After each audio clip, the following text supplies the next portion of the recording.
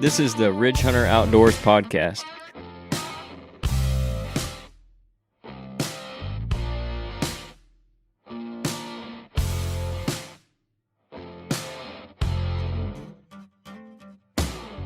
Hey everybody, welcome to episode 14. We're going to be going over an article in from deeranddeerhunting.com called Culling Bucks to Improve Antler Genetics, Fact or Fiction. Because late season, kind of time of year where a lot of guys got their buck tags left over and maybe they're getting trigger happy or whatever, and they shoot a 2-year-old buck that's a forkhorn because, it's cull buck. Not always the best thing to do. We're going to talk about that a little bit. There's some good science in there and some other stuff. So we'll talk about that. Last week we talked about late winter strategies for bucks, so we probably won't hit on too much of that.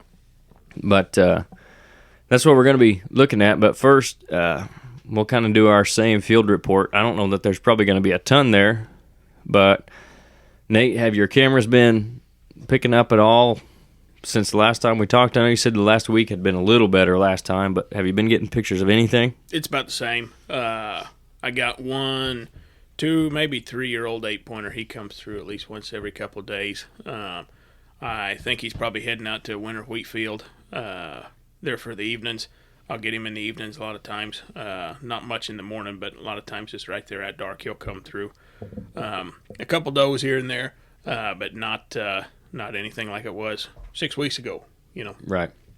What about the shop? Still kind of slow? Shops, they're trickling in. I haven't seen any what I would call mature bucks. Most of the guys are just shooting does that seem to be wandering around, and big does. They're killing some nice does, but haven't seen any antlers to speak of in probably 3 weeks. Jeff, you went last weekend? Yeah, I went last Sunday. Last Sunday? How did you do last Sunday? I didn't see nothing. You got your camera put back out at least, right? Yeah, I put my camera back up. I took it down because the gun season was coming around, and I was hunting public ground or next to public ground, so I didn't want to risk it, But I went and put my camera back up. I'll see what it shows probably tomorrow or the next day.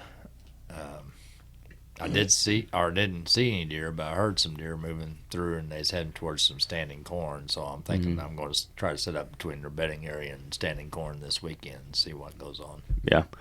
I was able to pull one card. I got a couple more I haven't checked since like the 3rd week of November probably. So I don't know what's been on them, but one in particular had seen some younger bucks early on in December. Not a lot. This was a week ago, I guess. Week and a half ago, something like that. I'd pulled the card on it. So first week or so, there were still some young bucks moving and several does, but I hadn't seen a lot of mature bucks. And I haven't actually been in the woods since the beginning of December, so I ain't got nothing there either. So the guys I've been talking to, one guy, Dusty, he killed a really nice buck, ended up finding him. I've seen that. They recovered him today, I think. 170 class deer. Really nice buck that he found. So, and he had killed it somewhere around the last podcast we did. So somewhere around a week ago. I think's when I was telling you about that, Nate. Mm-hmm. So they're still moving if you're in the right place. And like we talked about, it's all about food right now. But like I said, if you want to get into that stuff, you guys can check out the last podcast where me and Nate and Dad jumped in and talked a little bit there at the beginning. We covered a lot of that stuff. So this week, though, we're going to get into this article about culling bucks, and it starts off, it says, many years and deer seasons ago, long before camo was cool and technology and social media took the hunting community by storm, I can recall watching a hunting show where the hosts were discussing how a hunter could get rid of inferior antler genetics on a property. The process known as selective culling seemed simple. The gist of the theory was that if a buck's antlers were small with undesirable characteristics, the buck should be selectively targeted and removed from the herd, preventing him from passing his lackluster antler genetics on to future generations. Frankly, the idea sounded a bit illogical, but then I've always been of the mindset that ultimately there's a much larger hand residing over nature, and we are in no way meant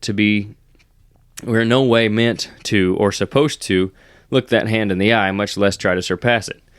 These days, the advances in technology and social media have introduced many positive changes for the hunting community, but from my vantage point, there also have been a few causes for concern, hence the origin of this podcast. But it goes on and says, essential factors of deer management. At a glance, the prospect of selective culling appears clever. A buck with antlers that aren't all wall-worthy should be extirpated, plain and simple. After all, the reason a buck presents poor quality antlers must be at the hands of imperfect genetics, right? This will tidy up the gene pool, paving the way for bucks with superior antler attributes to do the breeding. So that's kind of the theory behind the antler culling, is you've got a buck that doesn't look like he's ever going to make anything or whatever, a young buck, you shoot him, takes his genetics out of the herd or whatever. So they go on, it says, the truth is there's nothing precise surrounding the methodology behind selective culling to improve genetically driven antler potential in the deer herd. More is unknown than there is absolute, and there is a plethora of studies to explain why it's an impossible feat. Dr. Steve Ditchkoff, he's a professor at the School of Forestry and Wildlife Sciences at Auburn University, says that using genetics and management in the same sentence is misleading because 99.9% of the land that we manage for deer has no impact on genetics. Only different genetics can be achieved. It's easy to believe that we are influencing, he says, it's easy to believe that we are influencing genetics through selective harvest, but there are many factors that wildlife managers fail to consider. You cannot affect genetics as a hunter, and you cannot influence genetics through selective culling in wild deer populations. Sometimes folks tend to take information they've seen and heard and make up their own set of rules. The problem with this is that sometimes TV personalities give a lack of understanding to the perceptions they put out to the public. So I know I've definitely seen it. For the longest time, I thought it was a legit thing just because I saw it on TV. Guys talking about the selective culling or whatever. These scrap bucks or scrub bucks or whatever you want to call them, they go in and shoot them when they're young, or even the older deer. And you see it a lot. Guys that would be hunting outfitters, they would get a certain antler range. Like you could shoot a 150 class or better buck, or you could shoot this list of cull bucks, they called them. So to me, it was always a thing, but I never did question it or look any of the research up. I don't know about anybody else, what you guys have kind of maybe experienced with that in the past or heard. I think there's some states, especially out east, like Pennsylvania and that, where they have to have at least 8 points. They have a point restriction on them. Well, Missouri they have to have 4 on one side. Missouri has a side restriction. And I'm thinking out east too, like Pennsylvania and maybe stuff, they have that. And so I don't know where I'm going with this, but if they have to have at least 8 points total, well, how are you going to kill forkhorns or stuff like that? So how can you back that theory up that you're never going to kill a 5-year-old 7-pointer? Well, you might. Well, not if it's got 8. Yeah, right. Not if you have an 8-point restriction. If he's so, 8, there's a lot of there's a lot of variables to that. To me, that in itself was a failed attempt at herd management for quality deer, because everybody knows there are a lot older 6-point deer out there than some 8-point deer. You know what I mean? So, one of the oldest bucks I ever hunted was a forkhorn. I mean, some of them just don't ever amount to anything. Yeah. But I think that's the only definite way that they could get guys to recognize in the wild. You can't say, well, you can't kill a 3.5-year-old buck or 2.5-year-old buck because who's not enough people are experienced enough or good enough judge of that, and then sometimes even the guys that are get it wrong. I mean, all the time. Happens all the time. So it's at least an attempt, and I give them kudos for that. It's slightly better than Illinois not doing anything, I guess. I think the better way to do it would just be limit it to 1 buck per year. You draw in state too to get your 1 permit. Out of state guys draw for permits, like Iowa, for example. And then you got to kill so many does. Maybe kill 2 does for every buck or something. Would be maybe a better way to do it, but at least that point restriction is something. It just is. I don't think it solves the problem. Illinois restricted 2 antlered deer. Guys like Jeff and I's age, we remember when, as long as you forked out the money, you could kill as many bucks as you wanted to. That sounded like a heyday. That sounded like guys we have went better wild. deer now than we do. Oh, yeah. than we did then. I'm sure. Now part of that's I'm just sure. I think the maturity of the herd overall, but yeah, there's a lot nicer deer. But the average is way nicer now. Yeah. I've heard. I still think though that 2 bucks per year is too much here in Illinois. Yeah. But with Illinois, we're known for our Great policy. morals and stuff. Yeah. Yeah. Yeah, I'd heard of some guys that 5, 6, 8, however many walked by them that year. That's how many they killed. Yep. So, kind of back to like the culling aspect of that. So, and not that some bucks don't ever end up not being anything, because like we just said, like one of the oldest bucks you've ever hunted, some of the oldest deer you come in the shop are 6, 7 point deer. It happens. It's just not because, I mean, that deer isn't necessarily going to pass on those 6 point genetics. He's not a 6 point necessarily because his dad was a 6 point, his grandpa was a 6 point, his great grandpa was a 6 point. You know what I mean? And it'll get into that here in the next part of this. It says the bold on this one is he got it from his mama. So one of the most overlooked facets when it comes to judging the quality of buck's antlers is the role of a doe. It makes sense why we might think that a buck can only inherit antler traits from his father, but this isn't so. And I think, obviously there's reasons that people think that because, well, you get antlers from the bucks because they have antlers. But that's not the case. It goes on here. It says, not only does the mother influence her son's antlers environmentally, but she also contributes to them genetically. Believe it or not, a doe can have an even greater genetic impact on her son's antlers than the father. She says, according to Ditchgolf, antlers are genetically determined but environmentally influenced. While genetic distribution is a combined input from both parents, when it comes to environmental persuasions, the doe bears most, if not all, the responsibility. There are several key environmental pressures that can compromise a buck's antler growth. Some begin in fetal development. Proper nutrition for all deer is by far the most basic yet crucial environmental additive. With it, a buck's antler potential can soar. Without it, antler quality will suffer. The importance of a doe receiving and providing adequate nutrition for herself and her fawns is critical. Great genetics mean nothing if overall health is compromised. So, even if you've got, like you just said, great genetics from a big 12-point buck and a doe who's got good antler genetics as well, if she's in a poor environment and she doesn't get what she needs while that fawn is developing in her, he's never going to amount to anything. I mean, that's I think that's pretty solid for everything that I've heard recently that I agreed with. If you can get the absolute best quality food for them while they're developing, while the does are carrying them, and then also every year when they're growing their antlers, if you can do everything that you can to make sure they have enough food, a variety of food, minerals, anything that they need to stay tip-top healthy, I think that's about as good as you can do, because you can't control those genetics. Right. And there's a couple parts to that, I think. One is, I think we have a lot more impact this time of year in the winter, because during the spring and the summertime, unless it's a drought year, something happens like that, they're going to have tons of food available, natural browse, acorns, hardwood regeneration, and then all the crop fields. There's tons of ag fields around where we're at, so we benefit from that in the spring and the summertime when they're developing after they've been born.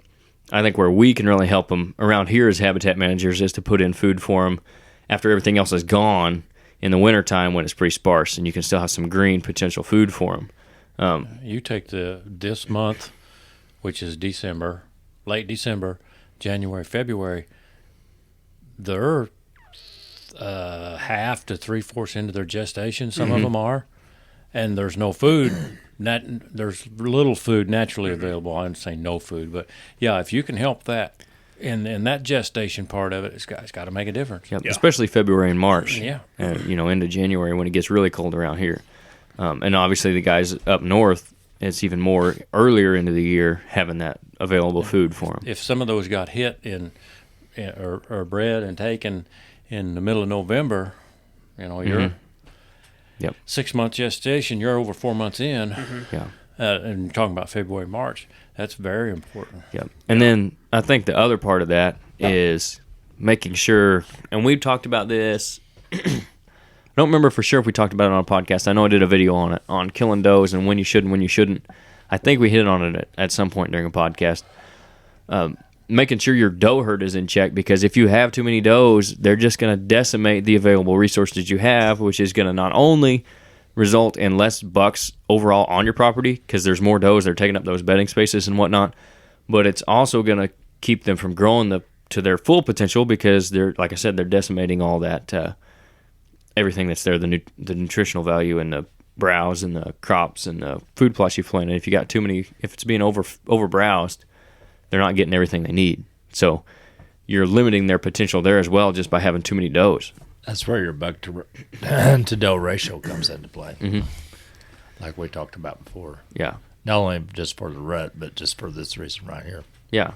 Yep. Overall health of the herd. Yeah. Yeah. Not just, like you said, not just that buck doesn't have to go as far. If you have too many does, that buck doesn't have to go as far to find them during the rut. Also, you're helping yourself out as far as giving him more potential to grow, because that mother of that buck is going to have more available food, cover, all the stuff that she needs while he's in gestation, and then after he's born as well. So those are some big things to me on antler genetics, more so than the typical, well, it all comes from his dad. And like he said, it don't all come from your dad either. I mean, right.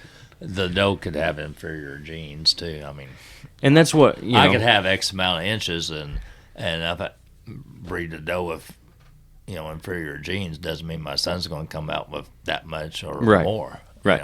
So. And that's what he said there too. He said even oftentimes, the doe will have even more effect than the buck, regardless, even just genetically, let alone environmentally, so, and nutritionally, giving it what she needs. So, the last part of this, they talk about collateral damage. It says, so what will culling eliminate? The truth is that culling for anything other than to keep herd numbers in check, which last time I checked is otherwise known as hunting, will only adversely affect herd balance and structure. Even by eradicating a mature buck that, according to several years' worth of trail camera pictures, has never amounted to greatness in the antler department, you're also removing something imperative to a healthy deer population, structure, and balance. So instead of shooting those does in the late season and filling your tags, you shoot that cull buck, in air quotations. Now not only have you hurt yourself by shooting a buck that, maybe could have been something in a couple of years if you're shooting a young buck, even if it's that old buck, like she was just talking about there, you're hurting your balance like we just talked about with your buck to doe. So there's that to think about too. Now, if that's the deer you want, like, I'm all about shooting mature deer. If a mature 6-point rolls by me, I'm shooting him. It's not because he's a cull buck. It's because he's a mature buck, though.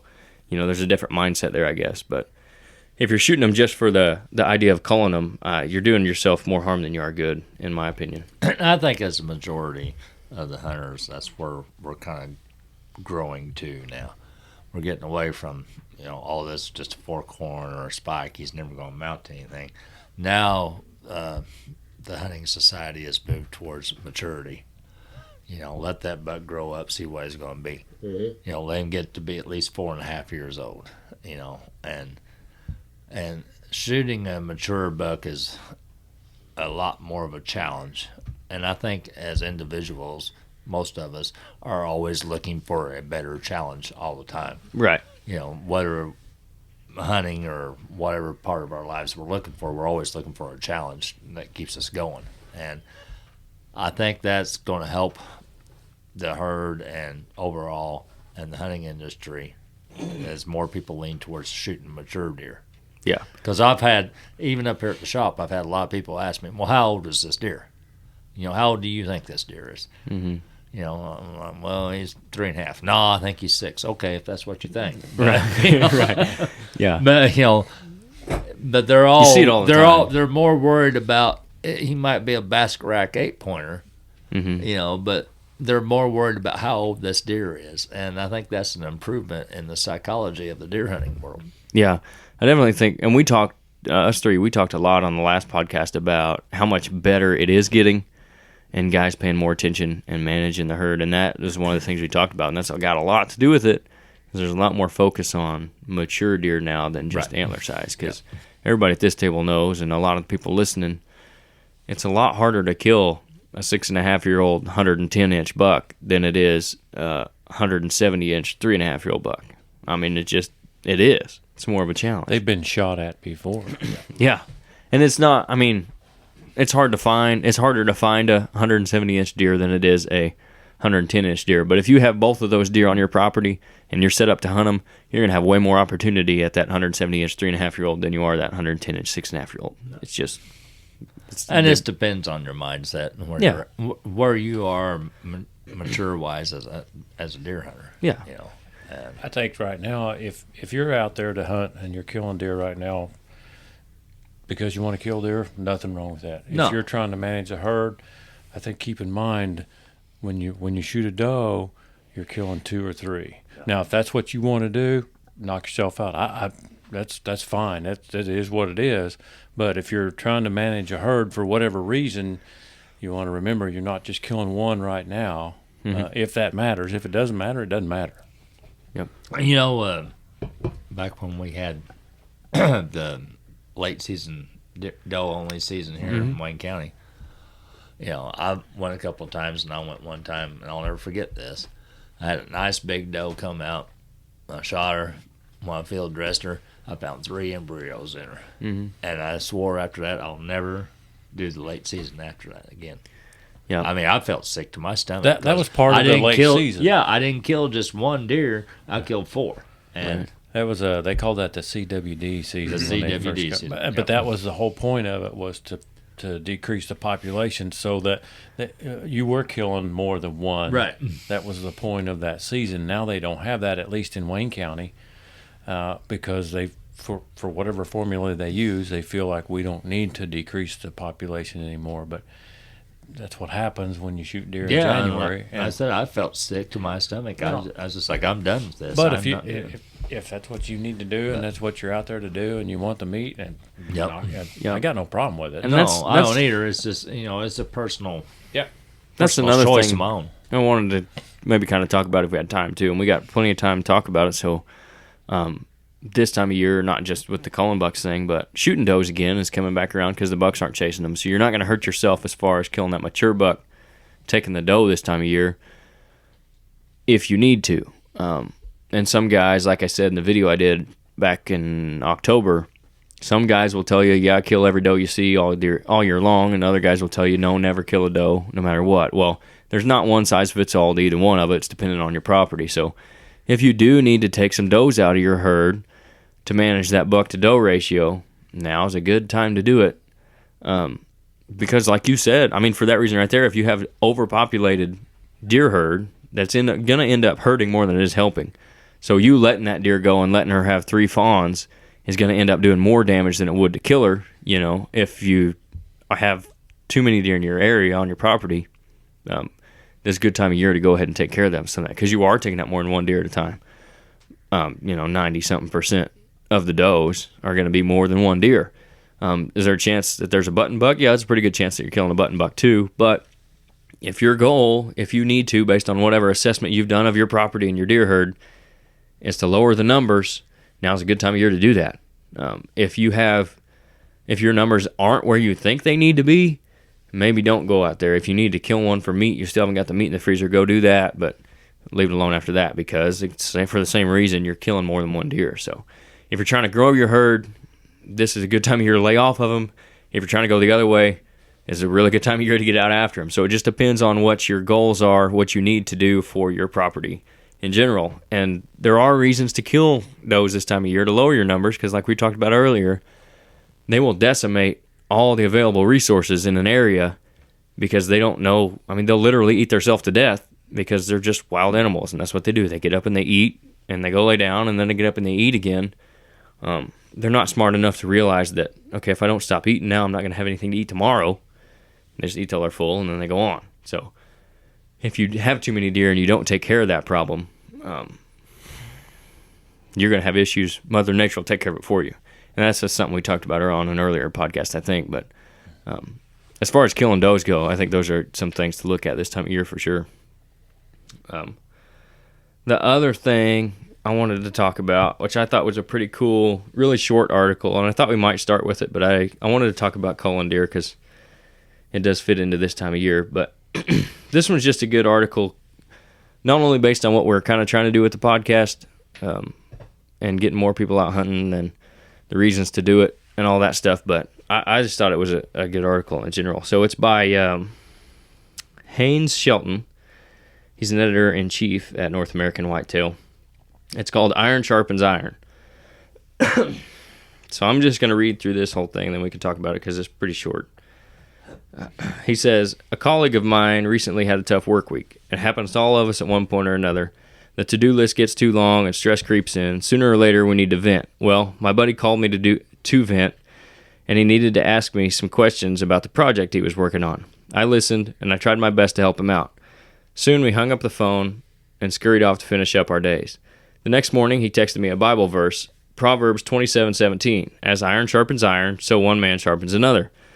Then he thanked me for being there for him. That's been weeks ago, but I can't stop thinking about that verse. Sure, I'd heard it before, first probably in Sunday school at church, but I hadn't felt those words in a while, I guess. Sometimes words have a big impact on our lives. The right words, when used at the right time, can comfort, inspire, and encourage us. They can change our mindset. They can make us better. Who understands what I'm saying? I knew my friend was simply thanking me for lending an ear when he needed it. Certainly, he's been there to help me out plenty of times before. He says, but for me, this text message was more than that. It was a good reminder of how important it is to support your fellow humans or your fellow man, whether that's your friend, your family, member, your community, your nation, or your fellow deer hunter.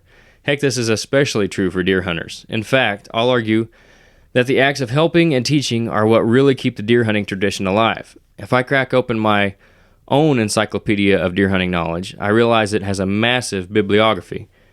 Credit is due to so many, most of whom are older and wiser than I am.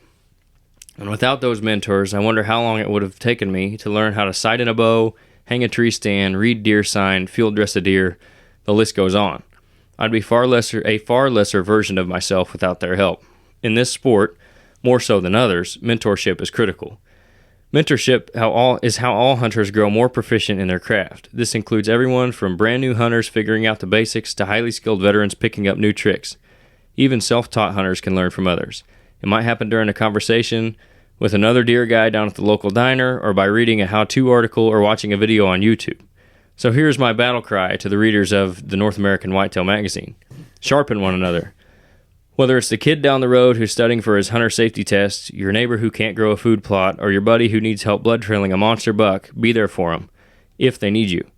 Hone their skills, make them better, and know that all the while, what you're really doing is passing down the hunting tradition, just as others did for you. So that was the end of the article. I thought that was it kind of fits in what we're trying to do here, I think, with this podcast when we started doing it in the first place. Whether you guys listening are a younger audience or just new in general to hunting, hopefully there's some stuff in here for you guys to help you out, passing down that hunting tradition. I know for me, obviously, it's been a family thing on both sides of my family. Kind of a second generation on my mom's side because no one else really hunted much in her family, but on dad's side, at least third, fourth, fifth, the list goes on. But back to kind of what we're doing here, not only just passing that down, but then even like the guys listening to this who might be higher up, more experienced deer hunters, just looking to pick up some new stuff. And hopefully maybe every now and then we help those guys out too with something you hadn't thought of.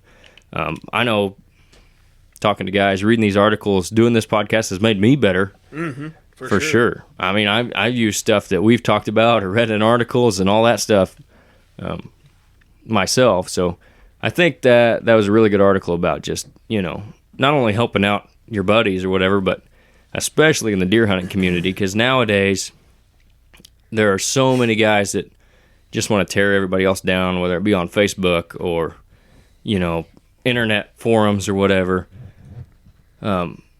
If you keep doing that, you're going to run people out of the hunting industry and the sport itself, and I don't think that's the right thing to do. We talked about it before. If killing a fork buck makes you happy, man, that's awesome.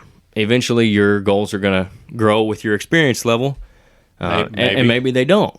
But, you know, we don't have to go and tell that guy, well, he's a terrible deer hunter, and that's a tiny little deer, and you shouldn't be shooting stuff like that. You know, just the same as if a guy kills a big monster buck, well, you must be cheating, or must be nice to have 400 acres of ground, or must be nice to be able to have food plots, you know, stuff like that. There's both ends of that spectrum.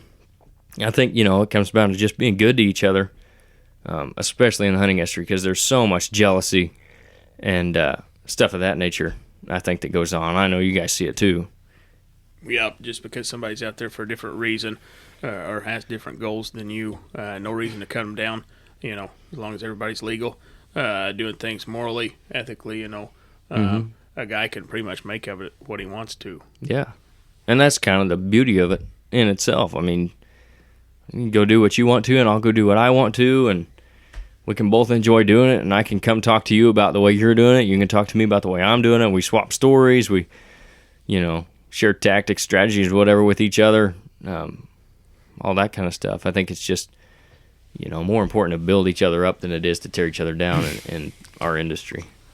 Let's not only just apply this to deer hunting, let's apply this to our personal lives too. Right. You know, that says a lot about who we are as individuals.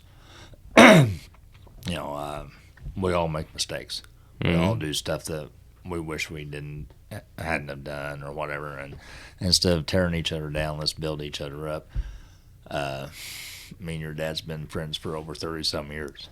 You know, and he's God always only been knows there. why. Yeah, but you've always been there for me, and I've gave you plenty of reasons. But you know, we stuck it out, and you know, I don't know where I'd be without him.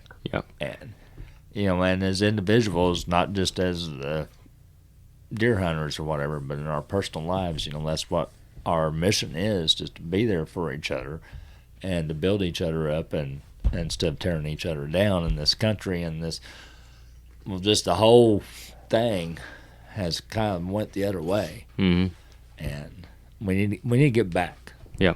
And I think that's, and most of our audience, you know, is men. There are some ladies out there that listen, so don't take offense to this or Only take this because the wrong Nate way. makes his wife listen to it. Well, other than that, that's just part of being a man. And like he said, the iron sharpens iron as one man sharpens another. Being there and standing up and helping your buddies out. I heard something the other day. It was like, how do you know if your guy friend is, you know, actually friends with you? Well, when you ask him to do a favor, he'll do it for you. You know, if you say you need something, he'll help you out with it. Doing favors for each other is kind of how we show each other how we care. We're not like women are, you know, we don't show our affection or whatever you want to call it the same ways, but it's just part of, I think, being men in general. And in this society we live in now where masculinity is so frowned upon by a huge segment of people, we still need that. We still need to be leaders and mentors as men, not only, again, in the hunting industry, which obviously there's a huge void for that, but just personal lives as well is the same thing. And I think we can all do better about that. And, you know, I thought that was just a pretty good article about doing that. And the iron sharpens iron thing should hit home with a lot of us probably, you know. And there's nothing wrong with being a man, you know, and being masculine. And especially, you know, in our industry, it's one of the few where there are still real men left. So as deer hunters, I think it's important for us to step up and not just be more leaders in the industry, but, you know, in society in general. And there's a lot of guys, you know, public figures that are doing that I appreciate. Donald Trump Jr. is a big one. I know he's done a lot of work with Michael Waddell, Cameron Haynes, John Dudley, big personalities, you know, that have a platform, and they're setting the right example, I think, for the rest of us. And we should be doing that as well. And well, maybe we're not affecting millions of people by doing it, but we can definitely affect, you know, our local community, whatever it is. But not to get too much on a tangent there about all that stuff. But I thought it was a good article. And Oh yeah, I never get tired of every year there's a new hunter that's killed the deer for the first time, and they brought it in their shop, and their dad's with them. And I was probably around when their dad killed their first deer. I've been around that long now, unfortunately. But never get tired of that. Never get tired of those kids with the bright eyes, and they're all gung ho. And then every now and then, we saw it this year. Some 60-something-year-old man has killed the biggest deer he's ever killed in his life, and he goes back to when he was 14 years old, and just like giggly, and it's never get tired of that. That's why you hunt. That's why they hunt. That's why we hunt. If you didn't do that, you wouldn't hunt. And that's like up here at the shop. Our customers are like family too. We've known them for years and seen how their successes and their failures, and they share all that, and they share their family stories with us, and for the most part, their personal lives and stuff. The deer hunting group are good people. Yes, they are. You got turd heads in everything you do and everywhere you go, but overall, the deer hunters as a group are a good group of guys to be around. Always have been. Always have been. And does that mean we're not going to give each other crap and heck at times? No, absolutely not. Of course we're going to do that. I mean, that's part of being a man too. I mean, if you can't take a little crap and you get butthurt every time someone gives you heck for something, then you got to work on that too. So that's another way iron sharpens iron. If I do something stupid, I expect you guys to hammer me for it. Just like if you guys do something stupid, I'm going to hammer you for it. I will. It's just part of it.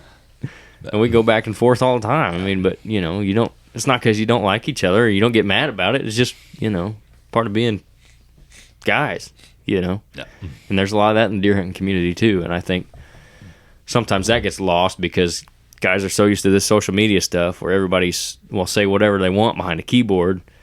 And then when you see them in person and you joshing them about something and giving them heck, man, they get all defensive about it. But I think that gets lost a little bit. But that's part of it too. I mean, that's part of hunting.